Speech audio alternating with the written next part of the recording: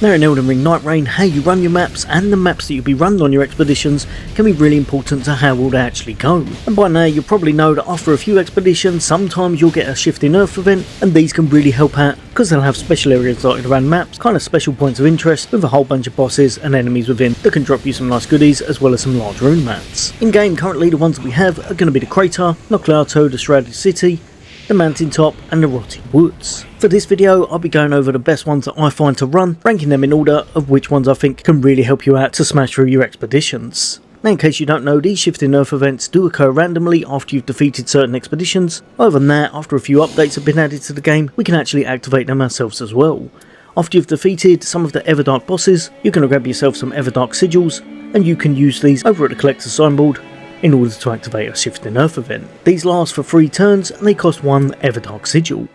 Right, so ranking these in order, coming in at 4th place, and I'll have to say it's got to be for me, the Mountaintop.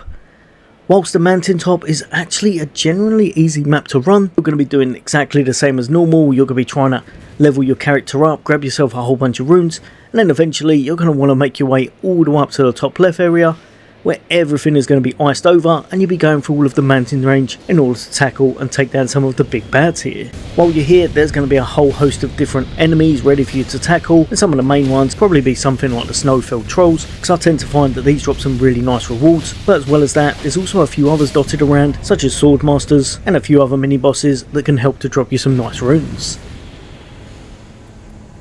When you do have time though, the main thing you'll be aiming for up here will be heading over to the red marked location on your map. And once you start heading towards it, you can't really miss it because you're going to see a big large blue crystal showing exactly where you've got to go. Once here, you're going to want to pick this up and you'll be rewarded with a favour of the mountaintop. This buff can really help you within this instance, especially in this area, because it's going to halve frostbite damage as well as frostbite build up. As well as that, if there's any frostbite nearby, it's also going to enhance your attack damage. Whilst this buff can definitely help out in this area for tackling some of the enemies, and I'd highly recommend that you pick this up before taking on some of the toughest foes, unfortunately it doesn't quite stack up to some of the other ones that are in the other shifting earth events. Personally, I'd say this one's very good for taking out the dragon that's actually within this instance, which you'll definitely want to do, because that rewards you with an absolute abundance of runes once you do manage to take it down. However, this buff is really aimed towards that frostbite central builds and locations, so the only other place that I could see that it might work well would be possibly when you're facing against Caligo. So if that turns out to be a very difficult enhanced boss, this may well be one you want to pick in order to help you out on that.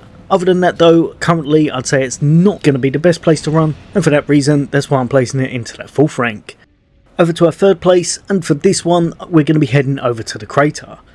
The crater is such a cool area to go. It's going to be a nice volcano based area right up the top here, and something you'll definitely want to head towards because there's going to be a whole host of enemies in here that can give you some really nice rewards. And the great thing about this, it's also located very close to a church, so you can pick up an extra flask when you're on your way here. You're going to want to make sure you head down, but do be careful because if you head off of the wrong bits you can actually land straight into the lava and drop yourself down a level, so make sure you drop down. Do a better job than myself because I almost went off into the lava here, and then just keep heading down, tackling all the foes and enemies along the way.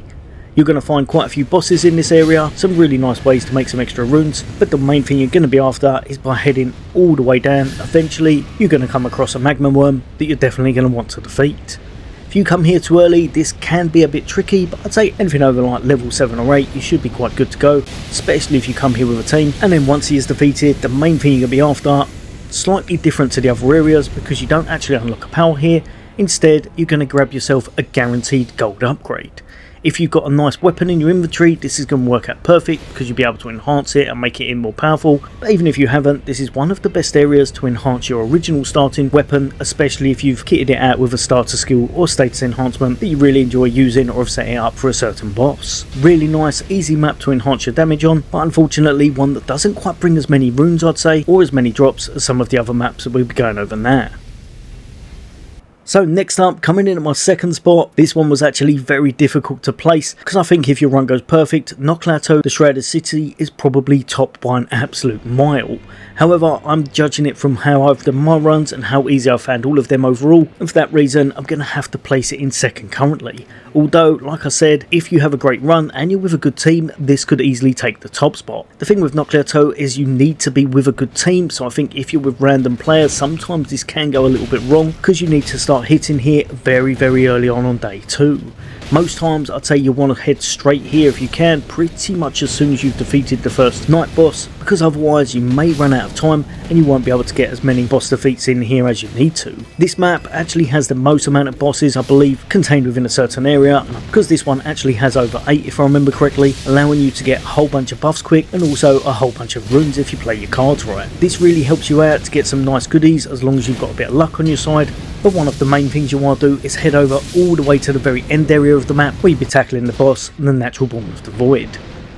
This guy can be a bit tricky as he's very much one of those ones that flies up in the air, stays out of range and is a bit wonky with his hitbox, so depending on what classes you bought here it may be a little bit of a tough encounter. But as long as you're ready for him and you're able to take him down, you're going to get one of the very best buffs in the game. Once he is defeated, you're going to want to go right behind him, and just in here is going to be a really awesome reward because you're going to have earned an awesome power called the Favour of Noklateo, which is going to give you a revive, so if everything goes wrong and you get a kind of team wipe, you'll be able to all rise up once more. And as well as that, it's going to boost your stats in order to help you to hopefully take down the boss a little bit easier. Another really nice thing about this area, which I forgot to show in the video, so apologies, on one of the top levels there's also a chest that does give you a good chance of getting another golden drop. I believe it's about 70% chance, but one of the main reasons that you'll definitely want to go here, duplicate one of your items you've got. If you head just off in this direction, which I'm showing now, you're going to travel back on yourself, probably run past all the enemies if you're running out of time like we were, and then you're going to want to head just over this way, keep making your way around until you're going to get to this area where you'll actually be able to duplicate your items.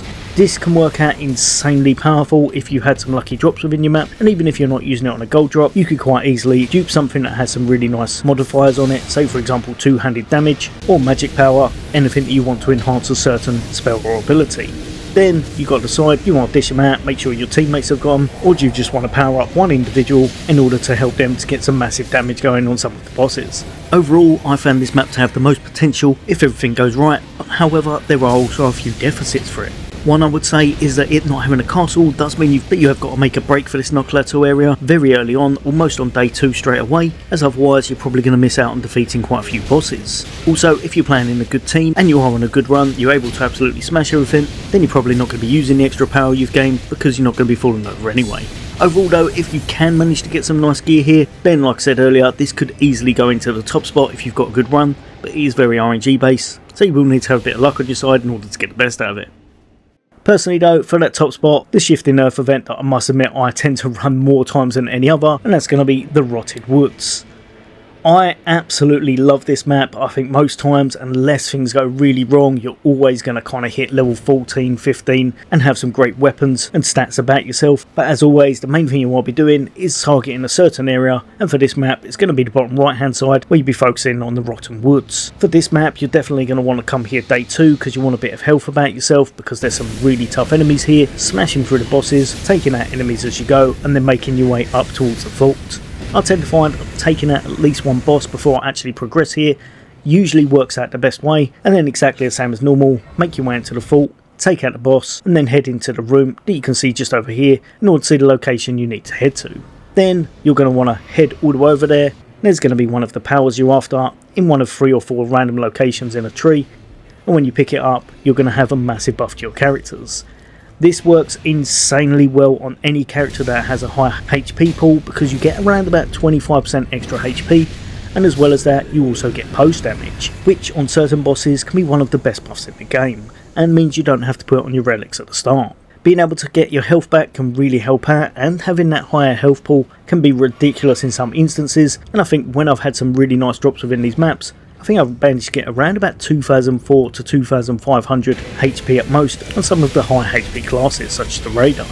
Also helps some of the squishies though to not get one shots, or even if you're a mage, and for that reason I think it's definitely one of the best buffs that's guaranteed to help you in the game.